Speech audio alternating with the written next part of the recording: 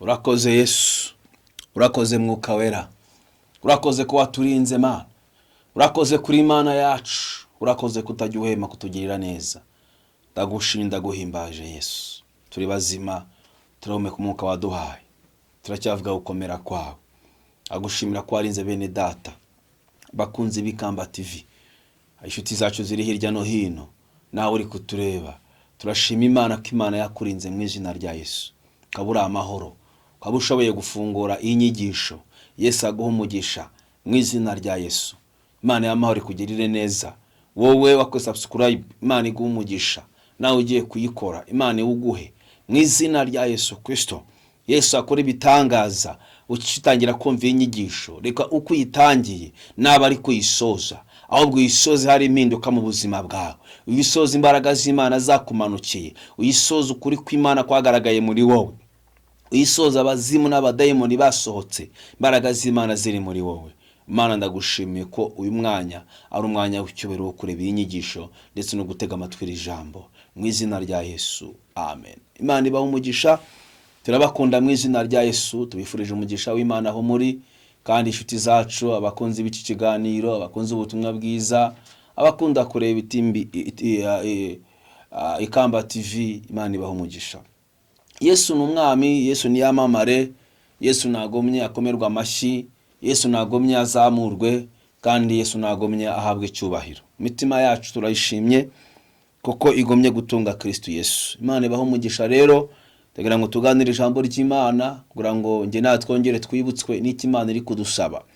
Dufite ijambo Imana yaduhaye kugira ngo turiganireho, twonge dutekereze Imana iravuga iki.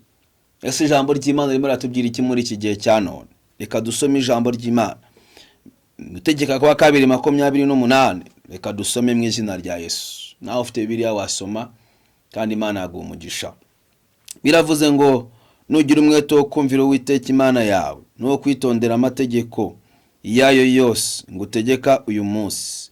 Uwiteka Imana yawe izagusumbisha amahanga yose yo mwisi, kandi iyi migisha yose izakuzaho ikugereho niwumvira Uwiteka Imana yawe.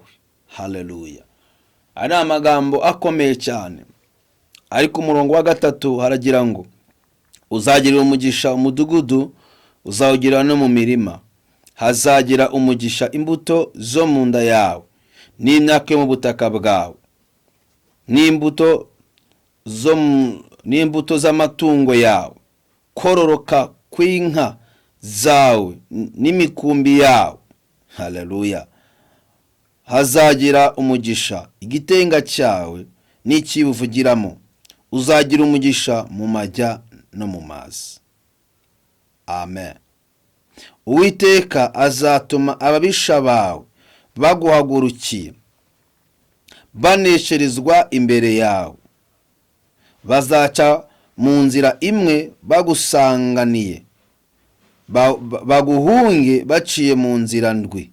Uwiteka azategeka umugisha kuba mu bigega byawe no mu byo ugerageza gukora byose, kandi azaguhera umugisha mu gihugu Uwiteka Imana yawe iguha igihugu Uwiteka Imana yawe iguha. Uwiteka azakomereza. Amen. Azagukomereza kumubera ubwoko bwera nk'uko yakurahiriye, niwitondera amategeko y'Uwiteka Imana. Haleluya. Uwiteka Imana yawe igutegeka mu nzira ikuyoboyemo. Amen. Ni amagambo akomeye cyane. Ni amagambo ari mu bitabo 5 bya Mose. Ni amagambo yanditswe na Mose, ariko ni amategeko yahabwaga abantu. Amategeko yahabwaga abantu n'uyu munsi wa none amategeko aracyahari. Wenda wakwibaza ngo kubera iki Pst Steven arimo kutubwira amagambo nk'aya. ariko ni byiza ko tukubwira ikizana umugisha. Bwana asifiwe. Uyu mutwe we amagambo cyangwa se inyigisho yacu uyu munsi iravuga ngo umugisha uzanwa no kumvira. Umugisha uzanwa no kumvira. Buriya rimwe na rimwe ari uko tutabona umugisha, ariko ari uko umugisha udahari, ahubwo ari uko twateye amatwi kutumva, twafunze amatwi yacu tukanga kumvira. Ijambo ryatubwiye ngo nugira umwete wo kumvira Uwiteka. Urabizi ko hari ukuntu twumvira abadukoresha, tukumvira abatuyobora, tukumvira abagore bacu, tukumvira abagabo bacu, ariko twagera ku Uwiteka tukaninira. Iyo tuniniye amagambo y'Imana tugira ingaruka zitari nziza, ariko iyo twumviye Imana ahatari umugisha, Imana iharema umugisha.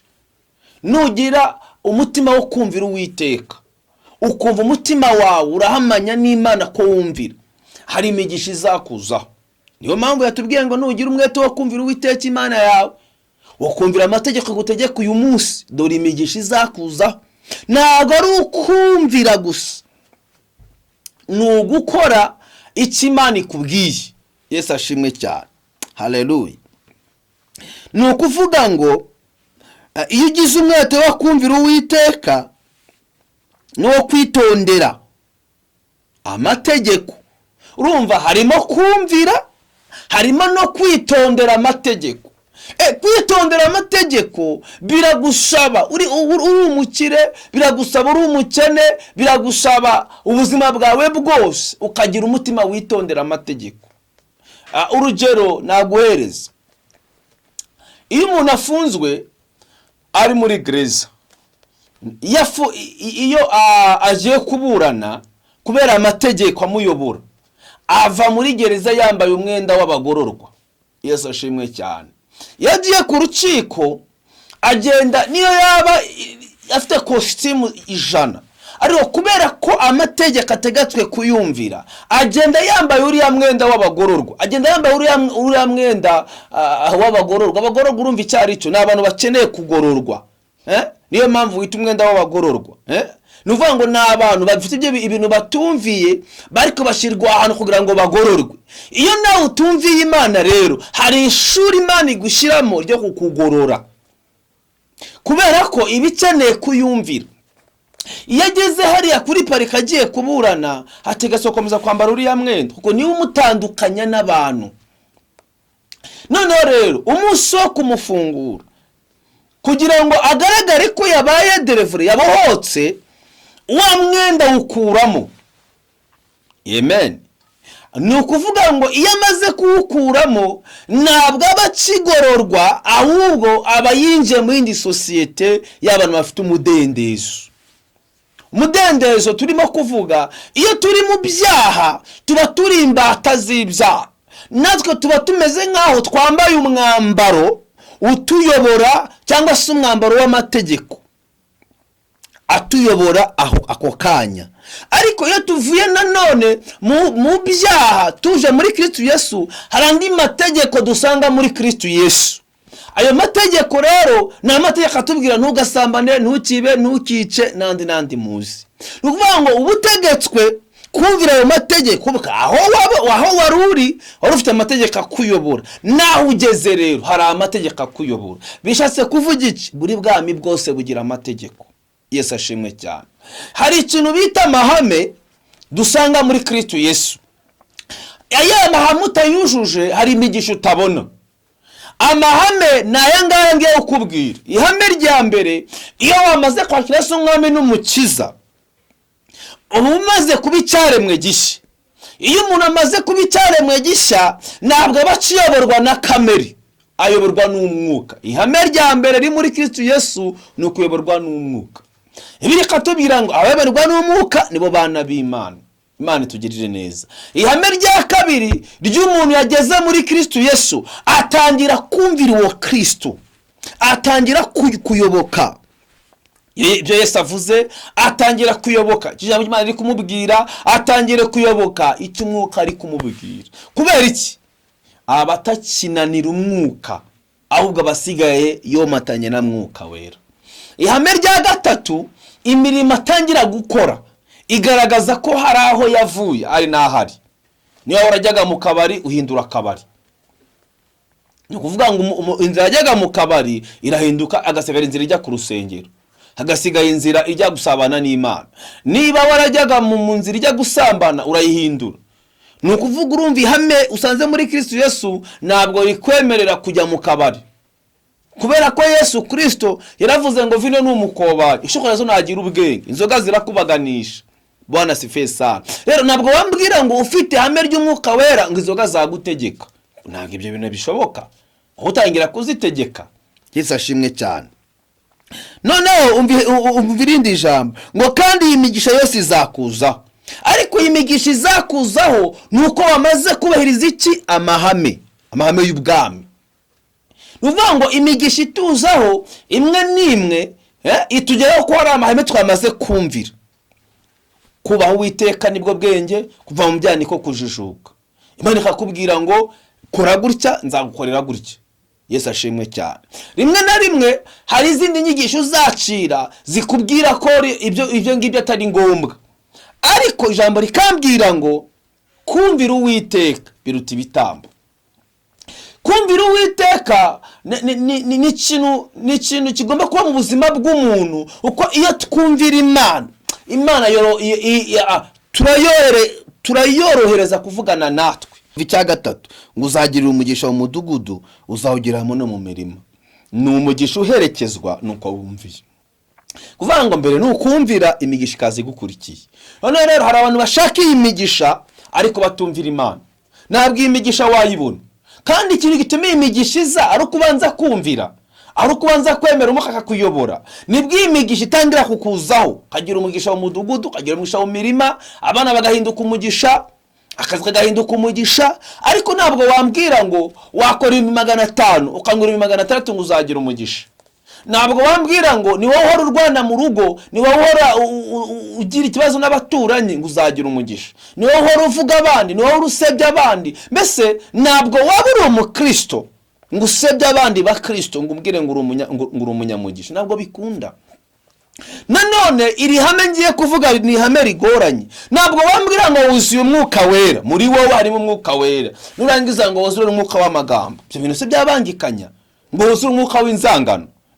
Biravuze ngo umwuka wera ntabwo ahari. Uko aho umwuka wera ari, icyo kibanza n'Imana ibigifite.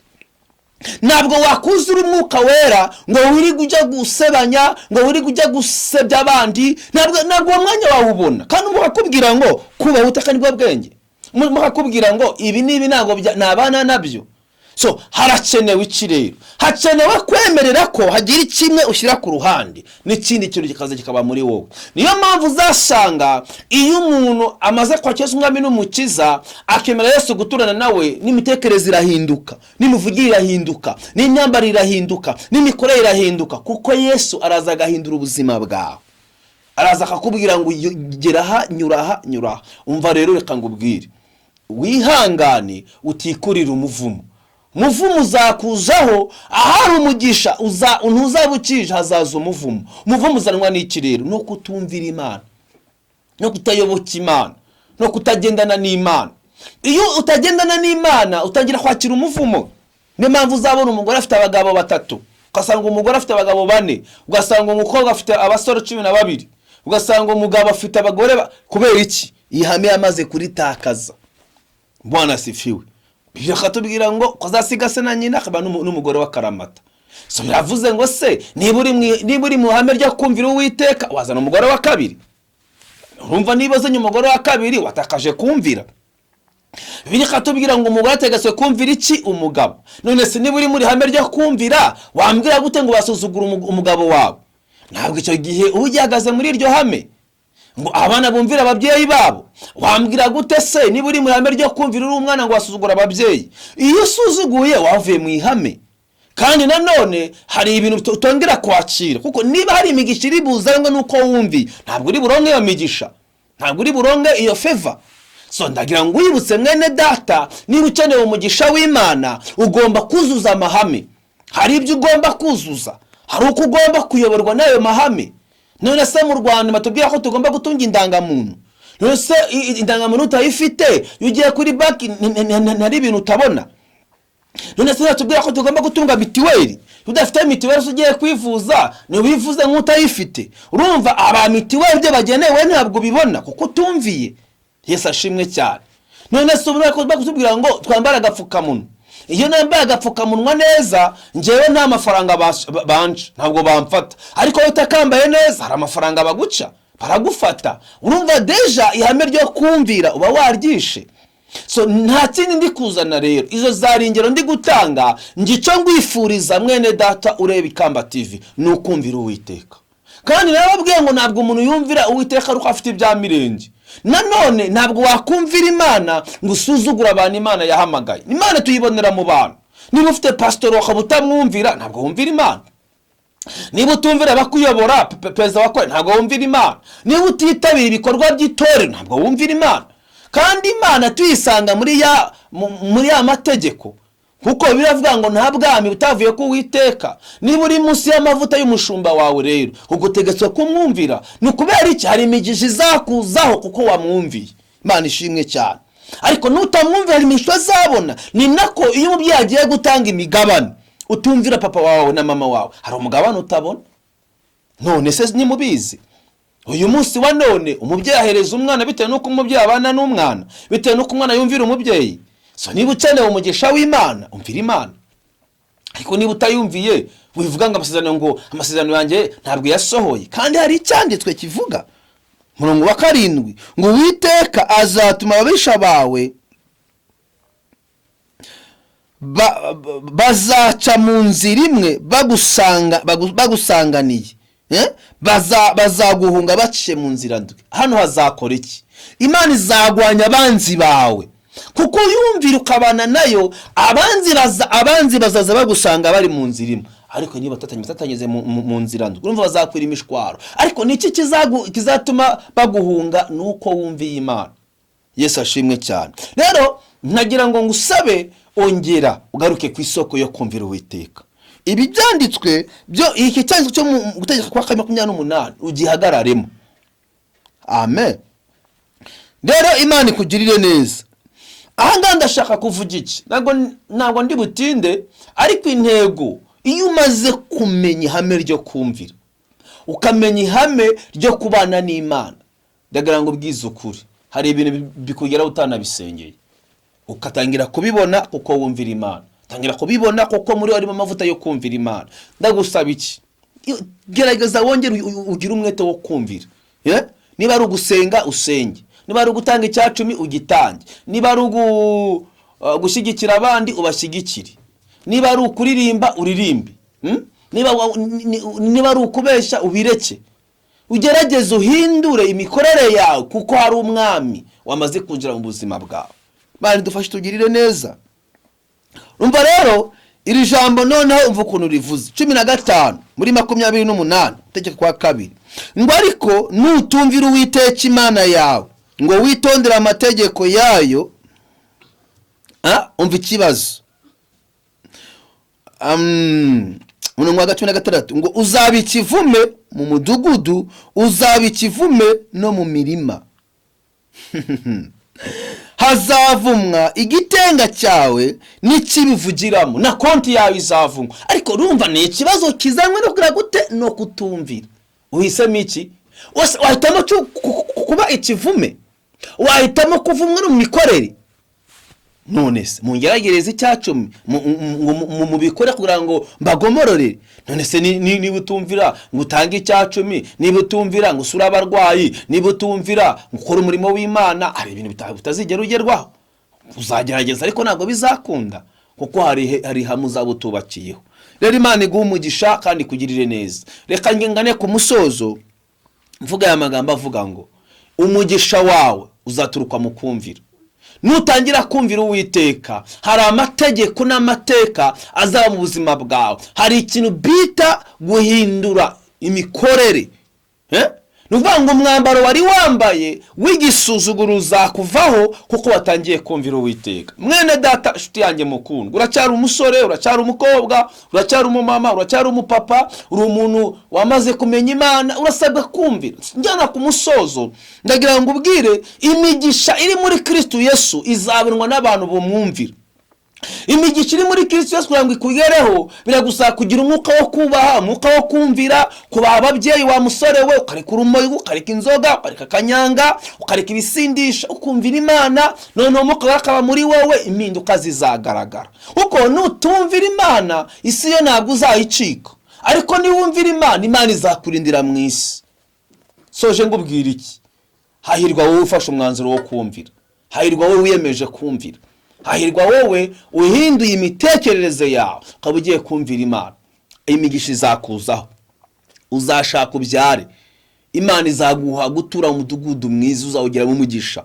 Kandi reka ngubwire, amateka yazahinduka kuko wahagaze mu mbaraga zo kumvira. Imana iguha umugisha kandi Imana ikugirire neza. Reka senga Imana kugira ngo umwuka wera gushoboze kumvira. Imana igushoboze gukunda umugabo wawe, Imana igushoboze gukunda umugore wawe, Imana igushoboze gukunda abana bawe. Mu izina rya Yesu, Imana iguhe kumvira. Wumvira umugore wawe, wumvira umugabo wawe, muhuze kugira ngo iterambere ryanyu ryihute. Iyo tudahuje n'abo twashakanye hari ibintu bitagerwaho. Ariko ndakwinginze muvandimwe, wowe ukurikiranye Ikamba TV, gerageza wongere wumvira umugabo wawe, wumvira umugore wawe, wumvire famiye yawe, hari imigisha izakuzaho kuko nawe wumviye. Imana iguha umugisha. Abakunda rero ubutumwa bwiza ni ngombwa gukora subscribe, ugakora kuri iyo nzogera kugira ngo nituzana izindi nyigisho n'ubuhamya ubibone. Ariko ushobora no gukora comment ukatwandikira, ukatubwira kuduha icyifuzo cyawe, tuba turi tayari kugira ngo tugisengere. Yesu aguha umugisha. Kandi nanone gukora kutwereka kuri kumwe natwe nabyo ni byiza. Tuguhamagarira gukora comment, ugakora kunzogera kugira ngo uboneze inyigisho. Yesu aguha umugisha. Turabakunda, tuyifurije kubaho muri Kristo Yesu. Imana ibaha umugisha. Reka dusenge. Wera wa Isiraheli, savye mo kabara wo kumvira. Ayo mu buzima bw'umuntu uri kureba inyigisho, imbaraga zituma tumvira niziranduke mu buzima bwe, ahubwo haboneka imbaraga zo kumvira. Kuko nitwumvira Uwiteka tuzakira imigisha, tuzabaho, tuzarama, tuzagira imigisha mu midugudu, ikibo cyacu, konti zacu zizuzuramo umugisha kuko twakumviye. Turagusabye umwuka wo kutumvira urandure mu buzima bw'uyu mugabo, mw'uyu mugore, bw'uyu mupapa, bw'uyu mukobwa, bw'uyu musore, mu izina rya Yesu Kristo. Reka imbaraga z'agakiza zizure mu buzima bwe, reka umuhe kumva no kumvira, reka ubuntu bwa Kristo Yesu bugaragare kuri we, maze imbaraga z'Imana zimwe zizura ubuzima bwawe. Imana y'amahoro ibaha umugisha, kandi icyo ugambiriye gukora Imana igushoboze kugikora. Yari Pst Steven ugukunda kandi ugusengeye ngo ugire umwuka wo kumvira mu izina rya Kristo Yesu. Amen. Ndabakunda. Imana ibaha umugisha. Shalom shalom.